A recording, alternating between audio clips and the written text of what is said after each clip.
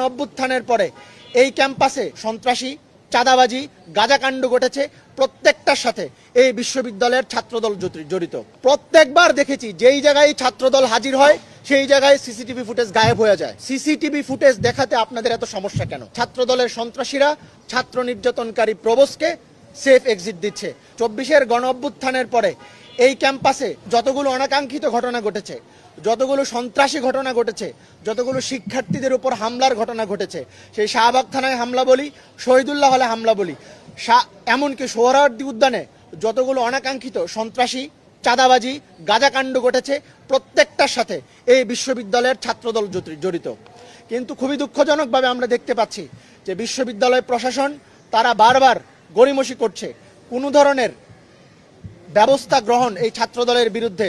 আমরা দেখেছি যে প্রত্যেকটা জায়গায় যারা হামলা করছে তারা খুবই চিহ্নিত ব্যক্তি, তাদের ফুটেজ আছে, তাদের ছবি আছে, তারা জনসম্মুখে সবার উপর গিয়ে হামলা করছে।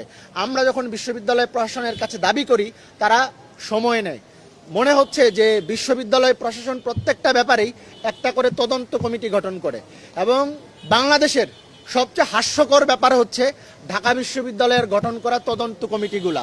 এই তদন্ত কমিটি এতই হাস্যকর, 3 মাস পার হয়ে যায়, শাহবাগ থানায় হামলা করা, যেই জায়গায় প্রকাশ্য সাংবাদিকদের উপর হামলা করা হয়েছে, মিডিয়া ফুটেজ আছে, কিন্তু তারা কোনো ধরনের ব্যবস্থা গ্রহণ করতে পারে না। বলে এই কথা আমরা পরিষ্কারভাবেই বলতে চাই যে বিশ্ববিদ্যালয় প্রশাসন, বিশ্ববিদ্যালয়ের ভিসি, বিএমপির শিক্ষা সম্পাদক, বিশ্ববিদ্যালয়ের 2 প্রভিসি এবং বিশ্ববিদ্যালয়ের বিশেষ করে গতকালের ঘটনায় এফএইচ হলের যে ছাত্র নির্যাতনকারী প্রক্টর এবং বিশ্ববিদ্যালয়ের ছাত্রদল তারা একসাথে কাজ করছে। একদল বিশ্ববিদ্যালয়ের প্রশাসন তারা ছাত্রদলকে হলগুলো ইজারা দিচ্ছে এবং বিপরীতক্রমে ছাত্রদলের সন্ত্রাসীরা ছাত্র নির্যাতনকারী প্রবোসকে সেফ এক্সিট দিচ্ছে।